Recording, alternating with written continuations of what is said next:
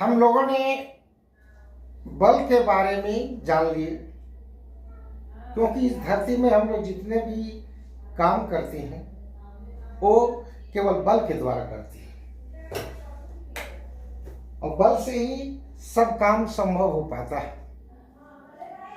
बल हम लोग कल परिभाषा जाने थे कि बल वह भौतिक राशि है जो स्थिर वस्तु को गतिशील कर देता है, गतिशील वस्तु को विरामावस्था में यानी रोक लेता है। बल किसी वस्तु की दिशा को बदल सकता है, बल किसी वस्तु के आकार को बदल सकता है।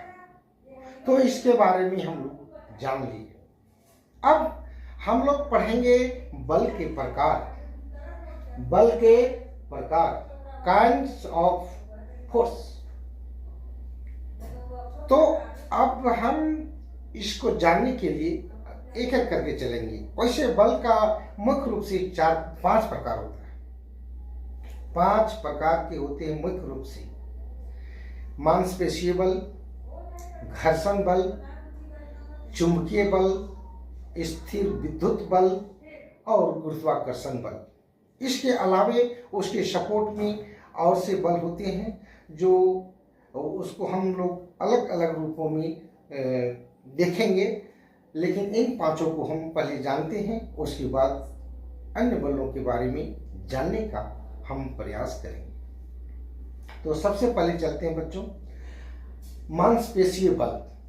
मांसपेशीय बल, तो मांसपेशीय बल हम किसे कहेंगे?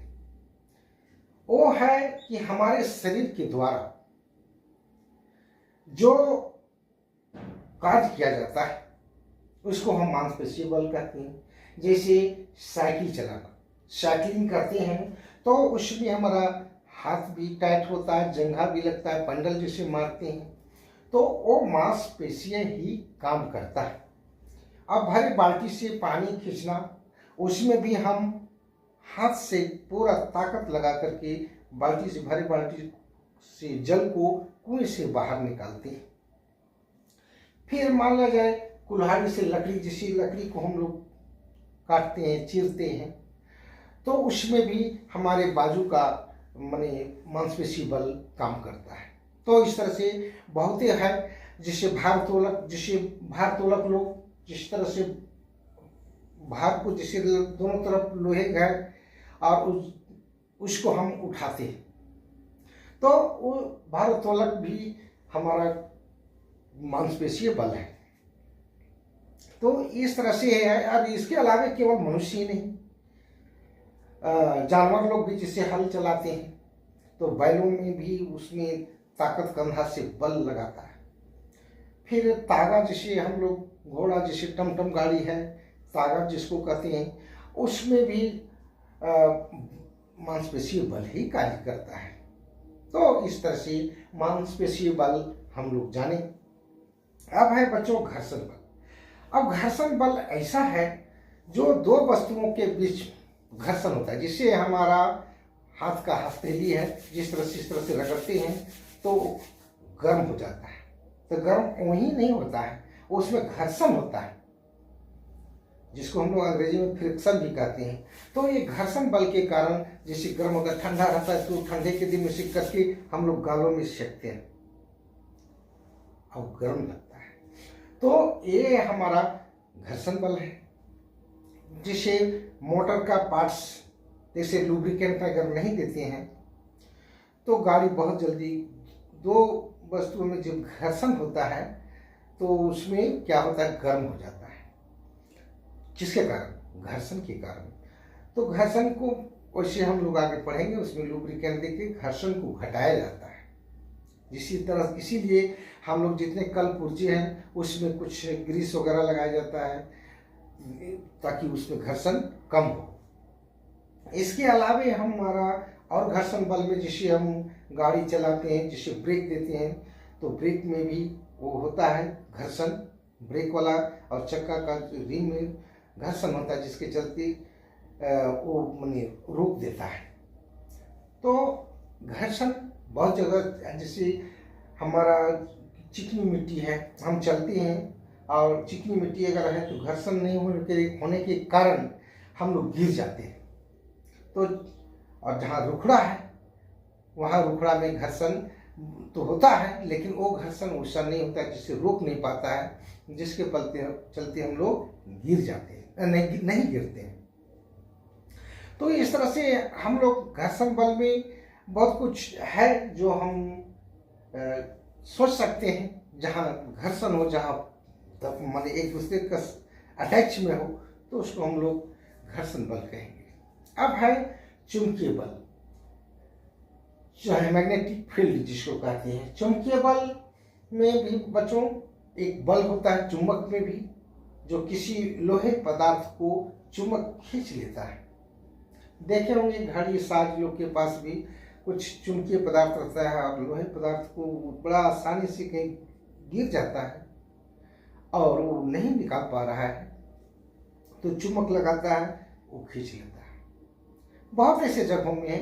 तो चुंबक में एक बल होता है जिससे किसी वस्तु लोहे के पदार्थ को, ऐसा नहीं कि लकड़ी सभी पदार्थों को खींच ले, ऐसी बात नहीं। वो लोहे पदार्थ को, लोहीय पदार्थ यानी लोहे की मात्रा जिसमें है उसको वो खींचता है। तो उसको हम लोग कहते हैं चुंबकीय बल, चुंबक से जो बल लगता है। फिर है स्थिर विद्युत बल। तो स्थिर विद्युत बल आखिर में क्या है बच्चों?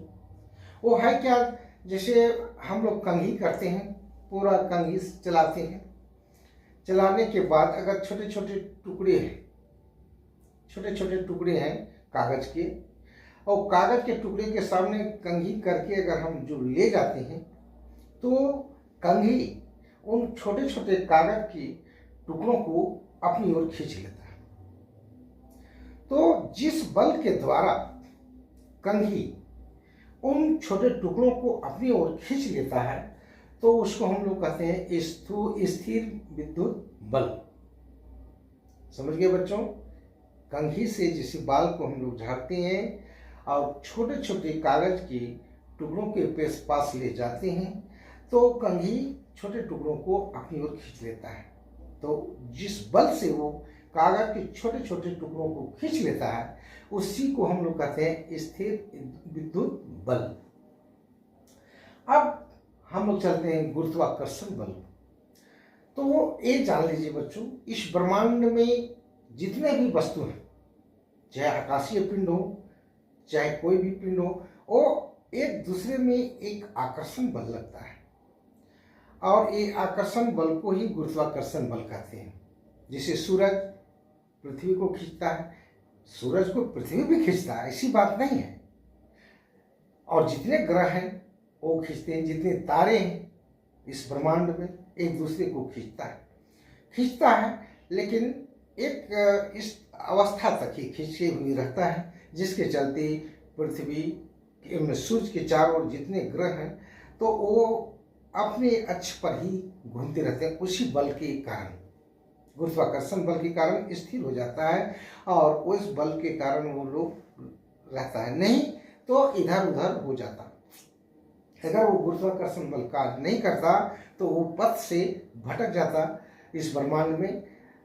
तो इसको कहते हैं गुरुत्वाकर्षण बल। तो सीधा सीधे ये जानिए, इस ब्रह्मांड में जितने भी खगोलीय पिंड है या वस्तु हैं, एक दूसरे पर बल लगाते हैं और अपनी ओर खींचते हैं, तो इसी को कहते हैं गुरुत्वाकर्षण। तो इसको खोज किया था न्यूटन ने, इसलिए इसको न्यूटन का गुरुत्वाकर्षण बल के नाम से भी जानते हैं। गति का नियम जिस तरह से न्यूटन ने निकाले थे, गुरुत्वाकर्षण का भी नियम निकाले, यानी उसी का देन है। दूसरी बात है बच्चों, अब है कि वो तो पिंडों का हो गया, अब है पृथ्वी भी किसी वस्तु को अपने केंद्र की ओर खींचता है, उसको कहते हैं गुरुत्व बल। जिसे हम लोग पत्थर फेंकते हैं ऊपर, या बॉल फेंकते हैं ऊपर, या कुछ भी ऊपर फेंकते हैं, तो वो एक निश्चित दूरी तक जाता है और धरती पर लौट आता है। तो जिस बल से पृथ्वी की ओर कोई पिंड आता है, उसी को कहते हैं हम लोग गुरुत्व बल। क्या कहते हैं? गुरुत्व बल। तो बच्चों आप लोग गुरुत्व बल जाने, मांसपेशीय बल जाने, घर्षण बल जाने, चुंबकीय बल जाने, स्थिर विद्युत बल जाने और गुरुत्वाकर्षण बल। इन सारे बलों को आप बढ़िया से समझ लें, आपको भविष्य में काम देगा। अब है कि बच्चों उपयुक्त ये जो पांचों बलों को जो मैंने बताया, इसको हम दो समूहों में बांट सकते हैं। पहला है कि आप इसको हम लोग क्या कहेंगे, संपर्कित बल। संपर्कित बल मतलब जो संपर्क में जो अटैच होता है, एक दूसरे के संपर्क में आता है। तो ये दो ही है, एक मांसपेशीय कि मांसपेशी से जो हम काम करते हैं तो किसी वस्तु को हम छूते हैं, पकड़ते हैं तभी होता है। और दूसरा है चुंबकीय बल, जिसको चुंबक वो भी एक दूसरे को खींचता है और खींच करके उसको सटाता है। तो ये जो है आपका मांसपेशी नहीं, सॉरी चुंबकीय बल नहीं, चुंबक तो हम बाहर से भी लगा सकते हैं। इसमें आ सकता है जो सटता है, सटने में हमारा काम करता है एक घर्षण बल। पहला हो गया मांसपेशीय बल और दूसरा है घर्षण बल, जो एक दूसरे को खींचता है। अब है दूसरा कि असंपर्कित बल। तो असंपर्कित बल में रेस्ट जितना बच गया, कौन कौन, एक हो गया चुंबकीय बल, स्थिर विद्युत बल और गुरुत्वाकर्षण बल। ये दोनों सटता नहीं है, सट करके काम नहीं करता है, सट तो जाता है लेकिन एक दूसरे से सट करके काम नहीं करता है। लेकिन घर्षण जिसे इसे करेंगे, दो वस्तु घर्षण किया, कोई काम को हमको पकड़ना है, कोई चीज वस्तु को, तो वस्तु को पकड़ते हैं तो दो पिंड हुआ, दो वस्तु हुआ, तो उसमें हो गया संपर्कित बल। और असंपर्कित बल में दोनों साथ में, सट तो जाएगा, कार्य तो करेगा, लेकिन वो आपका संपर्कित बल नहीं कहलाएगा। असंपर्कित बल में आपका आ जाएगा कौन कौन, स्थिर विद्युत बल, चुंबकीय बल और गुरुत्वाकर्षण बल। तो ये दो भागों में इसको बांट दिया गया। अब है बच्चों संतुलित बल। संतुलित बल आखिर में किसको कहते हैं, जब अनेकों बल लग रहा है, किसी में अनेक बल लग रहा है, जिसे मान लिया जाए रस्साकसी। रस्साकसी में अगर 10 आदमी उधर है, 10 आदमी इधर है, तो अब वो रस्सी को खींचता है, उधर भी और इधर भी। तो उसमें क्या होता है बच्चों, जितना बल वो लगा रहा है उतना बल इधर भी लग रहा है, तो उसको कहेंगे संतुलित बल। क्या कहेंगे, संतुलित बल। जितना बल उधर लग रहा है, यानी रस ना इधर खींच पा रहा है ना उधर खींच पा रहा है, तो जस के तस केवल बल लगाया हुआ है, बल लगा करके ताकत लगा रहा है इधर भी उधर भी, लेकिन ना इधर आ रहा है ना ये लोग उधर जा रहा है, तो इसको हम लोग कहेंगे संतुलित बल। अब है कि मान लिया जाए असंतुलित बल चलते हैं बच्चों, मान लिया जाए उधर 5 आदमी है, इधर 10 आदमी है, तो निश्चित है, स्वाभाविक है, 5 आदमी बलवान है, मैंने इधर बराबर बल वाला है, पांचों उधर और इधर 10 आदमी है, तो उसका बल दुगुना हो गया। अब इधर रस्सी खींचेंगे तो उन लोगों को इधर खींच लेगा, तो इसको हम कहेंगे असंतुलित बल। क्या कहेंगे, असंतुलित बल। तो वहां पर परिणामी बल जो है शून्य नहीं होगा, उसमें तो संतुलित बल में शून्य हो जाता है, परिणामी बल उसमें जब बराबर हो जाता है परिणामी बल शून्य होता है, लेकिन परिणामी बल इसमें शून्य नहीं होगा, क्योंकि इधर खींच लिया तो परिणामी बल शून्य नहीं होगा।